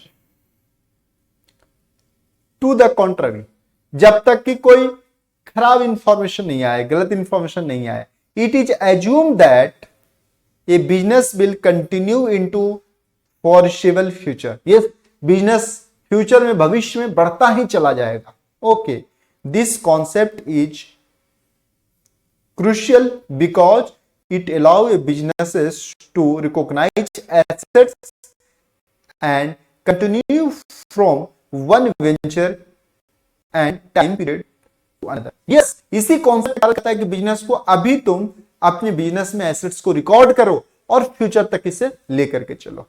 okay, business में एसेट, किसी भी एसेट्स को अभी रिकॉर्ड करो और फ्यूचर तक इसे लेके चलो, क्योंकि बिजनेस में आगे फ्यूचर अच्छा और अच्छा बिजनेस हम लोग करने वाले हैं। तो वही कह रहा है यहां पे देखो, ये क्या कह रहा है, बिजनेस वर्क टुडे, बिजनेस में आज क्या हो रहा है, ये इतना लोग काम कर रहे हैं, और फ्यूचर में देखो बिजनेस फ्यूचर, ये देखो बिजनेस को इनहांस कर दिया, ये देखो बिजनेस बड़ा हो गया, बिजनेस बड़ा हो गया, बड़ा हो गया। ओके सर, बिजनेस बड़ा हो गया। ये हमारा क्या था, going concern concept. Next concept, okay sir, ये रहा आपके लिए next concept. Okay, next concept क्या है, periodicity concept. Okay, periodicity concept. अभी हम लोगों ने पीरियोडिसिटी कॉन्सेप्ट से पहले बिजनेस कॉन्सेप्ट, पीरियोडिसिटी कॉन्सेप्ट पहले अभी हम लोगों ने क्या देखा, going concern concept. Going concern concept क्या कहता है कि बिजनेस हमारा फ्यूचर तक चलेगा, इंडेफिनिट पीरियड तक चलेगा, कभी भी बंद नहीं होने वाला है। जब बिजनेस कभी भी बंद नहीं होने वाला है, यहां भी हम लोग सोच रहे हैं, तो हमें यह भी तो पता करना होगा कि बिजनेस लॉस में चल रही है कि प्रॉफिट में चल रही है, बिजनेस के पास कितनी एसेट्स है और कितनी लायबिलिटी है, बिजनेस को कितना इनकम हुआ है, बिजनेस को कितना एक्सपेंस हुआ है, यह भी तो पता करना पड़ेगा। और यह पता करने के लिए हमें क्या चाहिए, एक समय चाहिए, एक टाइम पीरियड चाहिए कि इतने से इतने, यहां से यहां तक के बीच में हमारी बिजनेस को नुकसान हुई है, हमारे बिजनेस को प्रॉफिट हुआ है, या हमारे बिजनेस को लॉस हुआ है। फॉर एग्जाम्पल, पिछले 6 महीने में, आज से पिछले 6 महीने में जो बिजनेस में ट्रांजैक्शन हुई है, उस बिजनेस ट्रांजैक्शन में हमें फायदा हुआ है या नुकसान हुआ है, यह हमें पता करना है। क्यों? क्योंकि फ्यूचर में पिछले 1 साल में फायदा हुआ है, नुकसान हुआ है। तो यह पीरियोडिसिटी कॉन्सेप्ट कहता है, पीरियोडिसिटी कॉन्सेप्ट क्या कहता है, पीरियोडिसिटी कॉन्सेप्ट कहता है कि an organisation can report it financial result. Financial result का मतलब प्रॉफिट और लॉस, फाइनेंशियल रिजल्ट का मतलब प्रॉफिट और लॉस, प्रॉफिट और लॉस। ये वही कह रहा है कि बिजनेस क्या करता है, फाइनेंशियल रिजल्ट, फाइनेंशियल रिजल्ट का मतलब लॉस या प्रॉफिट रिपोर्ट कर सकता है, यानी पता कर सकता है with in certain designated period of time. कहता है कि विद इन कुछ पीरियड ऑफ टाइम, यानी कुछ समय के अंदर बिजनेस को यह पता कर सकता है, रिपोर्ट कर सकता है कि हमारा बिजनेस में प्रॉफिट हो या नुकसान हो। This typically means that an entity consistently report result and can follow A monthly, quarterly and annually. और इसीलिए एक बिजनेस चाहे तो मंथली या क्वार्टरली यानी 3 महीने पर, या तो एनुअल बेसिस पे, एनुअल का मतलब 12 महीने पर, 12 महीने पे, 12 मंथ पे वो पता कर सकता है कि हमारे बिजनेस में फायदा हुआ है, नुकसान हुआ है। ये कहता है, पीरियोडिसिटी कॉन्सेप्ट यही कह रहा है कि हर एक बिजनेस को अपने फाइनेंशियल रिजल्ट के बारे में, यानी अपने प्रॉफिट और लॉस के बारे में पता करना चाहिए। और वो पीरियड क्या होगा, हर एक पीरियोडिक मतलब एक सर्टेन पीरियड में पता करना चाहिए। ये सर्टेन पीरियड क्या हो सकता है, मंथली हो सकता है, क्वार्टरली हो सकता है और एनुअल हो सकता है। ओके सर, यानी कि हर एक बिजनेस ऑर्गेनाइजेशंस को सर्टेन पीरियड के अंदर, सर्टेन पीरियड में अपने फाइनेंशियल रिजल्ट यानी प्रॉफिट और लॉस को पता करना चाहिए। ओके सर, लिखा दो एक बार, ये लो मैं लिखा देता हूं क्या कहता है। जो हर एक एवरी बिजनेस ऑर्गेनाइजेशंस को, एवरी बिजनेस ऑर्गेनाइजेशंस को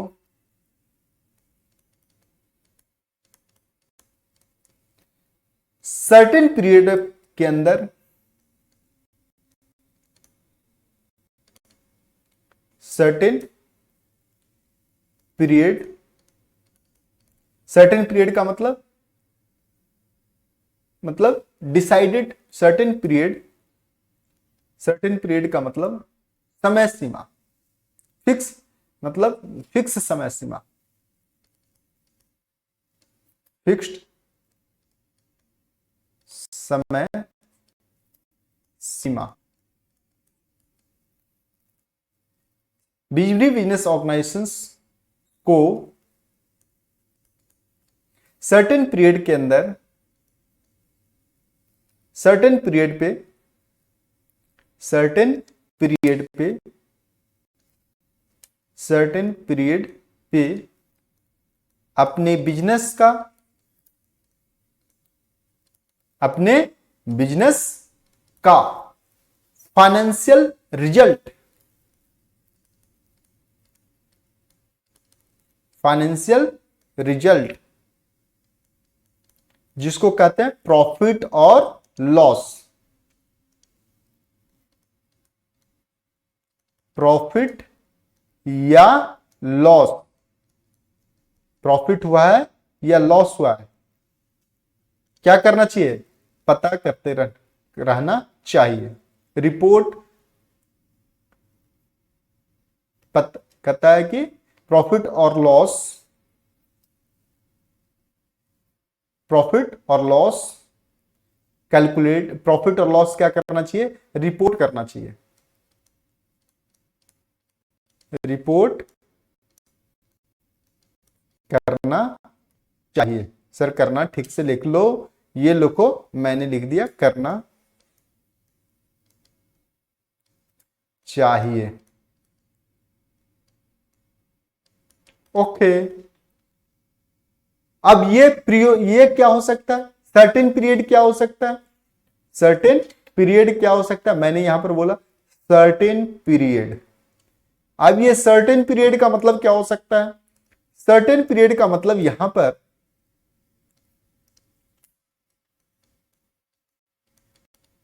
सर्टेन पीरियड का मतलब यहां पर कुछ भी हो सकता है। ओह, सर्टेन पीरियड का मतलब क्या क्या हो सकता है सर, सर्टेन पीरियड का मतलब चाहे तो मंथली भी हो सकता है, सर्टेन पीरियड का मतलब क्या क्या हो सकता है, मंथली भी हो सकता है,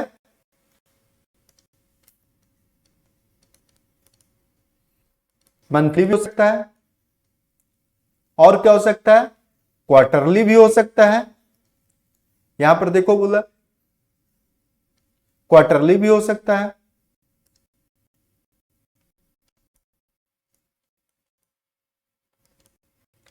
और एनुअल भी हो सकता है।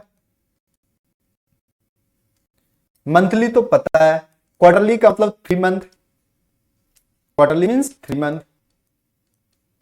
और एनुअल मींस 12 मंथ।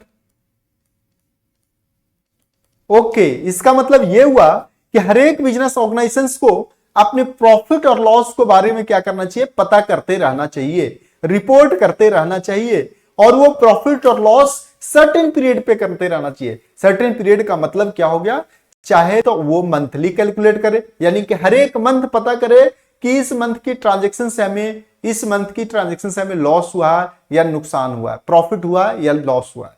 या तो मंथली न करके क्वार्टरली कर ले, यानी कि 3 मंथ पे कर ले कि 3 मंथ के ट्रांजेक्शन में हमें प्रॉफिट हुआ या नुकसान हुआ, या फिर एनुअल बेसिस पे कर ले, क्वार्टरली भी ना तो एनुअल बेसिस पे कर ले। एनुअल का मतलब 12 महीने पर, कि पिछले 12 महीने के ट्रांजेक्शन्स में हमें नुकसान हुआ है या प्रॉफिट हुआ, यानी फायदे लॉस हुआ है या नुकसान हुआ, ये करना चाहिए। पीरियोडिक कॉन्सेप्ट यही कहता है कि हर एक बिजनेस ऑर्गेनाइजेशन को अपना रिजल्ट पता करना चाहिए हर एक सर्टेन पीरियडिक पे। ओके सर, समझ में आ गया। ये लो देखो मैंने क्या रखा आपके लिए, यहां पर देखो क्या हो रहा है। यहां पर ये देखो 1 ईयर, यहां से लेके यहां तक के बीच में वो कैलकुलेट कर रहा है। क्या कैलकुलेट कर रहा है, ये देखो यहां से लेके यहां के बीच में 12 मंथ पर। अकाउंटिंग पीरियड जनरली 12 मंथ होता है। जनरली 12 मंथ का मतलब मैक्सिमम बिजनेस ऑर्गेनाइजेशन 12 मंथ पर ही कैलकुलेट करता है कि हमारा प्रॉफिट हुआ या नुकसान हुआ। और कुछ ऐसे बिजनेस ऑर्गेनाइजेशन तो मंथली भी करता है, क्वार्टरली भी करता है और एनुअल भी करता है। ओके सर, तो ये हमारा हो गया। दूसरा देखो वही कह रहा है कि कुछ बिजनेस ऑर्गेनाइजेशन मंथली कर लो, क्वार्टरली कर लो या तो फिर एनुअल कर लो, रिजल्ट पता कर लो। ये क्या कर रहा है, रिजल्ट, फाइनेंशियल रिजल्ट यहां पता हो रहा है। क्या पता हो रहा है, फाइनेंशियल रिजल्ट, यानी कि प्रॉफिट और लॉस, प्रॉफिट या लॉस, ये पता कर लो।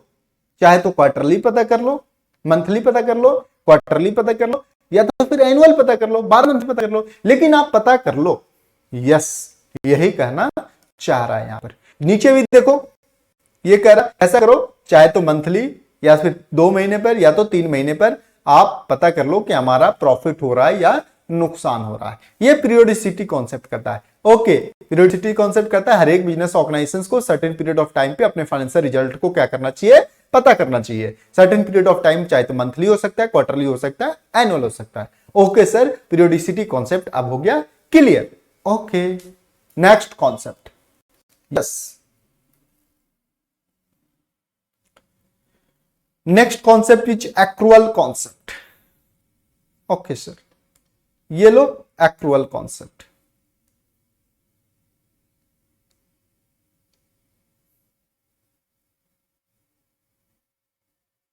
एक्रुअल कॉन्सेप्ट से एक्रुअल कॉन्सेप्ट कहता है, क्या कहता है कि अगर पीरियोडिक कॉन्सेप्ट हम लोग देख लिया, हम लोगों ने पीरियोडिक कॉन्सेप्ट देख लिया। पीरियोडिक कॉन्सेप्ट कहता है कि हर एक बिजनेस ऑर्गेनाइजेशन को अपना सर्टेन पीरियड रखना चाहिए और उस सर्टेन पीरियड में क्या करना चाहिए, अपनी फाइनेंशियल रिजल्ट को पता करना चाहिए कि कितना मेरे पास प्रॉफिट हुआ है या तो हमें इस पीरियड में नुकसान हो रहा है।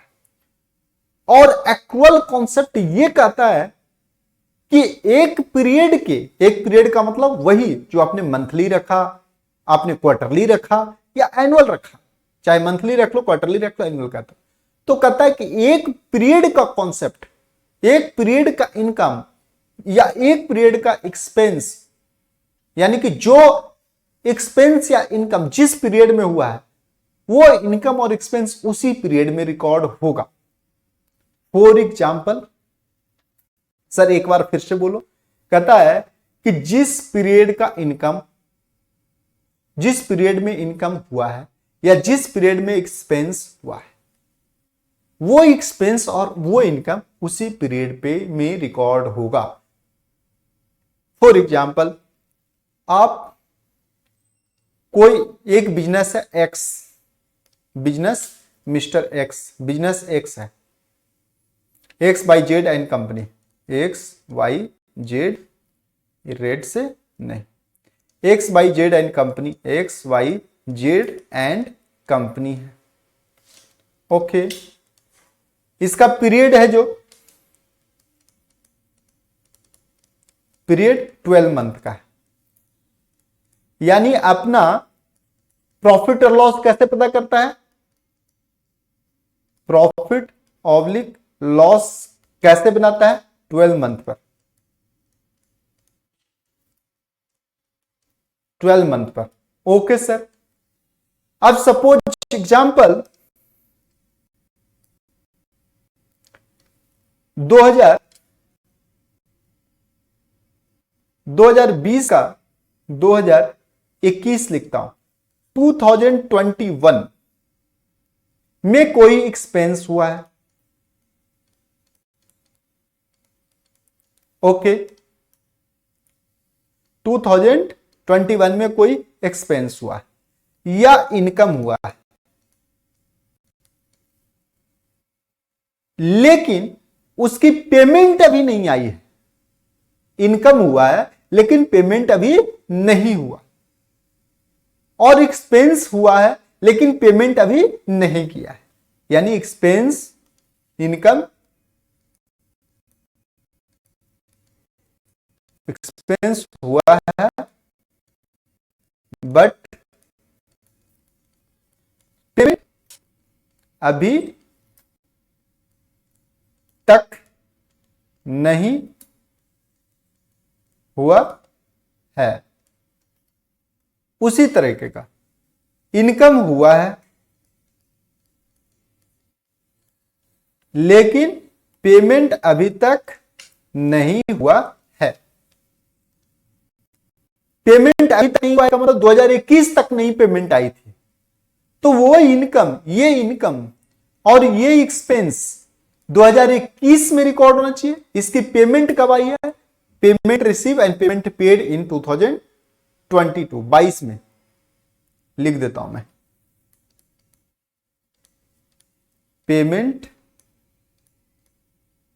पेमेंट रिसीव्ड कहां से? इनकम वाला, and paid. Payment received and paid कब हुआ? 2022 में। तो बुक्स में ये इनकम 21 में रिकॉर्ड होना चाहिए या 22 में रिकॉर्ड होना चाहिए? इनकम तो हुआ है 2020 में, 2021 में, एक्सपेंस 2021 में हुआ है, लेकिन उसकी पेमेंट जो एक्सपेंस की हुई है 2022 में किया और इनकम 2022 में किया। फॉर एग्जांपल इलेक्ट्रिसिटी बिल 2021 का है, लेकिन पेमेंट उस इलेक्ट्रिसिटी बिल का 2022 में की जाती है। तो क्या वो इलेक्ट्रिसिटी बिल जो 2021 का है, पेमेंट उसकी 2022 में की जा रही है, उसको बुक्स में खर्चे किस ईयर में रिकॉर्ड किया जाएगा? 2021 में या 2022 में? 2021 में। क्यों? क्योंकि खर्चे 2021 का है, पेमेंट 2022 में हो रही है, तो पेमेंट की एंट्री जो है कि पेमेंट 2022 में रिकॉर्ड होगा, लेकिन एक्सपेंस 2021 में रिकॉर्ड होगा। ओके, इनकम मैं क्लासेज ले रहा हूं, इस क्लासेस से मुझे इनकम हो रही है, लेकिन अभी पेमेंट आई नहीं है। पेमेंट 1 साल बाद आएगी।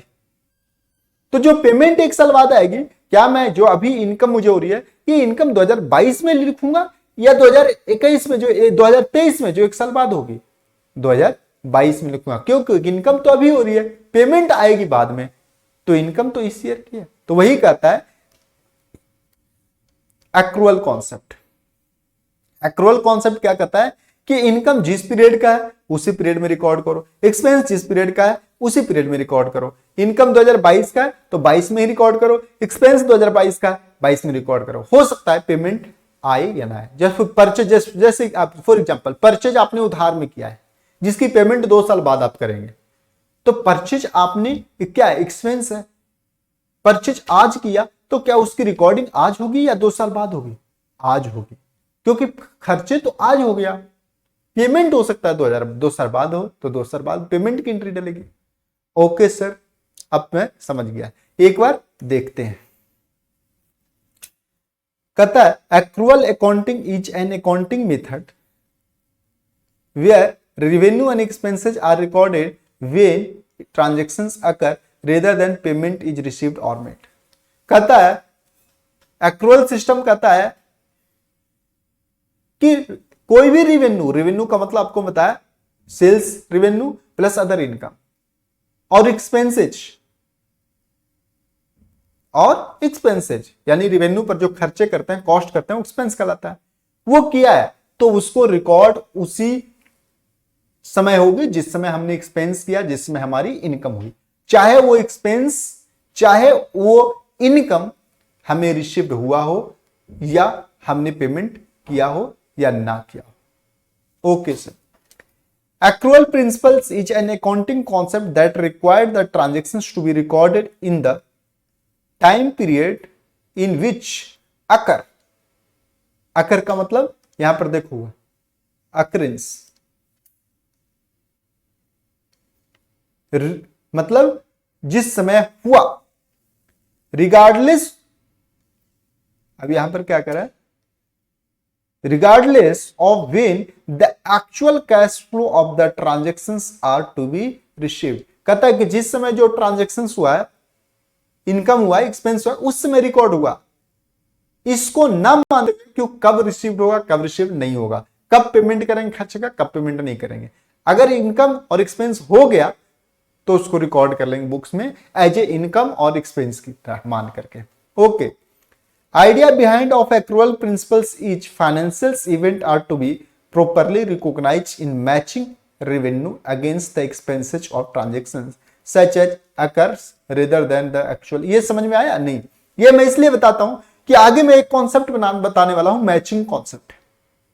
एक्रूअल कॉन्सेप्ट क्या कहता है कि जिस समय इनकम हुआ उसी समय उस इनकम को रिकॉर्ड कर लो, जिस समय एक्सपेंस हुआ उसी समय उस एक्सपेंस को रिकॉर्ड कर लो, चाहे वो इनकम हमारे पास पेमेंट आई हो या ना आई हो, चाहे एक्सपेंस की हमने पेमेंट किया हो या ना किया हो। अगर हमें इनकम हुआ है तो रिकॉर्ड कर लो, एक्सपेंस हुआ है तो रिकॉर्ड कर लो। ओके। ये किस लिए कहा जाता है? क्योंकि आगे हम लोग पढ़ने वाले हैं next matching concept. This is matching concept, इसको एक बार भी देखते हैं साथ साथ। मैचिंग कॉन्सेप्ट ये कहता है कि जिस पीरियड का एक्सपेंस है, जिस पीरियड का एक्सपेंस है, यहां पर देख ले एक बार मैचिंग कॉन्सेप्ट कहता है, matching concept state that expenses that are incurred in accounting period should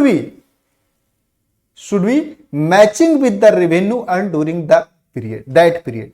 दस all expenses for that accounting period whether or not paid during the year and all revenue whether or not received during the period consider to calculate the profit or loss। यह कहता है कि एक period का जो भी, एक particular period का मतलब वही मंथली, क्वार्टरली या तो एनुअली, एक पीरियड पर्टिकुलर पीरियड का जो भी इनकम है उससे रिलेटेड, जो भी एक्सपेंस है उससे रिलेटेड इनकम भी उसी पीरियड में रिकॉर्ड होगा जिस पीरियड में एक्सपेंस रिकॉर्ड कर रहे हैं। ये नहीं कि एक्सपेंस अभी रिकॉर्ड हुआ और इनकम अभी रिसीव नहीं हुआ है, इनकम रिसीव बाद में होगा तो उसको अगले पीरियड में रिकॉर्ड करेंगे, ऐसा नहीं।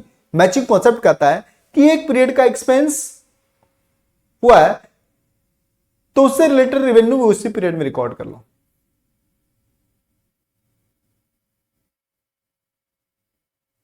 क्या बोलता है मैचिंग कॉन्सेप्ट? यही कहता है कि एक पीरियड का एक्सपेंस या इनकम, एक पीरियड का एक्सपेंस उससे रिलेटेड अगर इनकम है तो उसी पीरियड में, ना कि दूसरे पीरियड में उसके इनकम को रिकॉर्ड करेंगे। उसी तरह अगर कोई इनकम है किसी एक पीरियड का तो उससे रिलेटेड जो एक्सपेंस है वो उसी पीरियड में रिकॉर्ड होगा जिस पीरियड में इनकम रिकॉर्ड हो रहा है, ना कि किसी दूसरे पीरियड में लेके चल जाओ। यही कहता है मैचिंग कॉन्सेप्ट। तो हम लोग थे कहां पर? Revenue accrual concept. Accrual concept भी वही कहता है, एक्रूअल कॉन्सेप्ट ये कहता है कि इनकम और एक्सपेंस हुआ है उस समय रिकॉर्ड कर लो, ये नहीं कि आपने जिसमें पेमेंट होगा उस समय रिकॉर्ड करोगे। यानी कि एक्रूअल कॉन्सेप्ट भी इसलिए जरूरी है क्योंकि मैचिंग कॉन्सेप्ट कहता है, मैचिंग कॉन्सेप्ट कहता है, क्या कहता है कि जिस पीरियड का इनकम है या जिस पीरियड का एक्सपेंस है उस पीरियड से रिलेटेड इनकम या एक्सपेंस को रिकॉर्ड करो। ओके सर एक बार लिखा दो, क्या लिखा दो? Accrual concept. ओके ये लो, मैं एक्रूअल कॉन्सेप्ट एक बार आपके लिए लिखा देता हूं। ओके एक्रूअल कॉन्सेप्ट,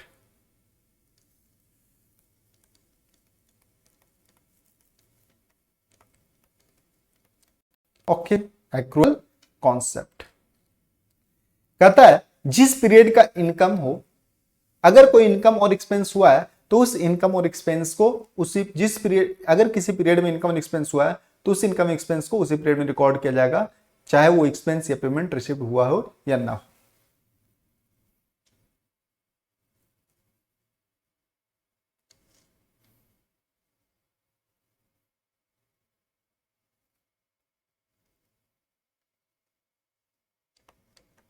अगर कोई इनकम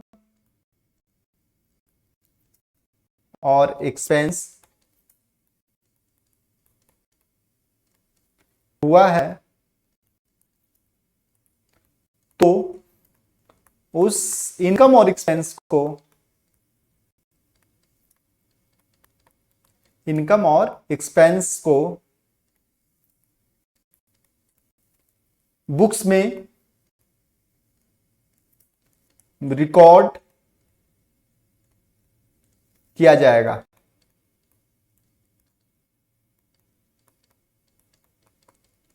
चाहे इनकम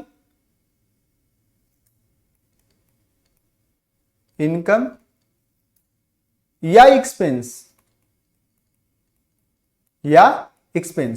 कैश में रिसीव हुआ हो या पेमेंट हुआ हो या नहीं, चाहे एक्सपेंस, इनकम या एक्सपेंस कैश में रिसीव या पेमेंट हुआ हो या नहीं। ओके सर, समझ गया। चाहे इनकम या एक्सपेंस रिसीव या पेमेंट हुआ हो या ना हुआ हो, अगर वो इनकम और एक्सपेंस हुआ है तो उसे रिकॉर्ड किया जाएगा। ओके सर, एक बार ये देखते हैं, ये लो क्या आ गया। ये देखो ये क्या है यहां पर,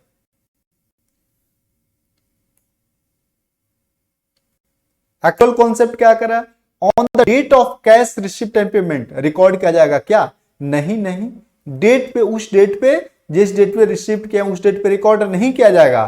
किस डेट पे किया जाएगा, on the date when transactions, कब, जब ट्रांजैक्शंस हुआ है, जब transactions, on the date of transactions when the payment becomes due.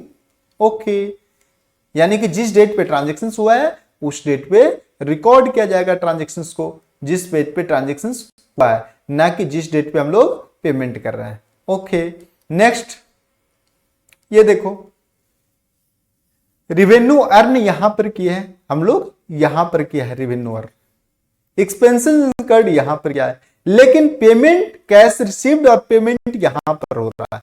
For example revenue earn कब हुआ है, 2021 में, इसको 2022 करता हूं, 2022 में, ये भी 2022 में, पेमेंट कब होगा 2023 में। तो रिकॉर्ड कब होगा, ट्रांजैक्शंस कब रिकॉर्ड होना चाहिए, इनकम कब रिकॉर्ड होना चाहिए, income should be recorded and expense should be recorded in 2012, not in 2013। Okay sir, इसका जवाब दे दो, ये लो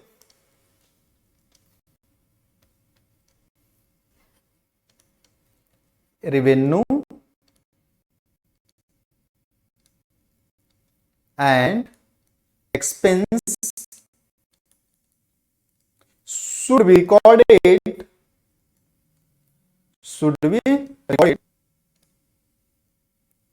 in books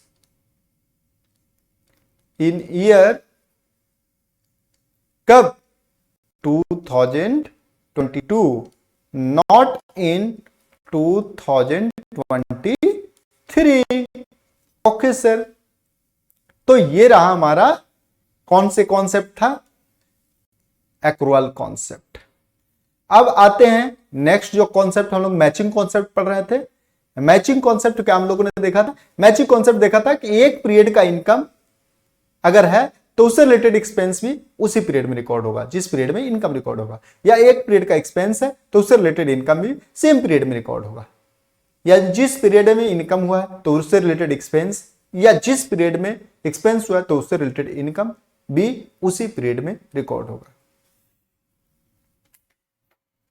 यानी इनकम और एक्सपेंस, इनकम और उससे रिलेटेड एक्सपेंस या एक्सपेंस और उससे रिलेटेड इनकम सेम पीरियड में रिकॉर्ड होगा। यानी इसके बारे में लिखा दो, ये लिखो, जिस पीरियड में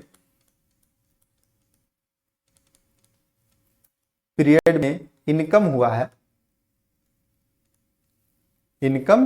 हुआ है तो उससे रिलेटेड एक्सपेंस भी,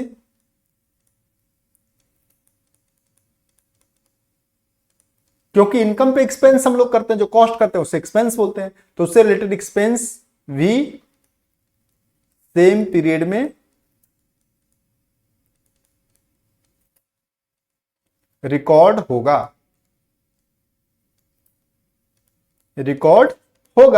या जिस पीरियड में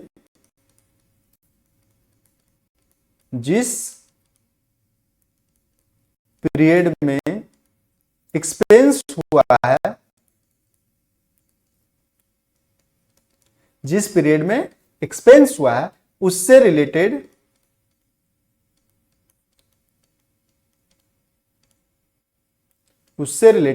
इनकम भी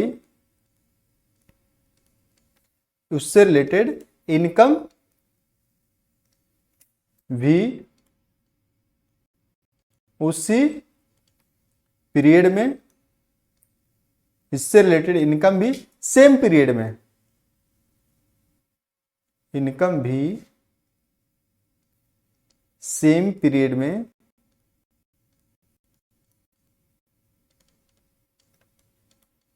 रिकॉर्ड होगा।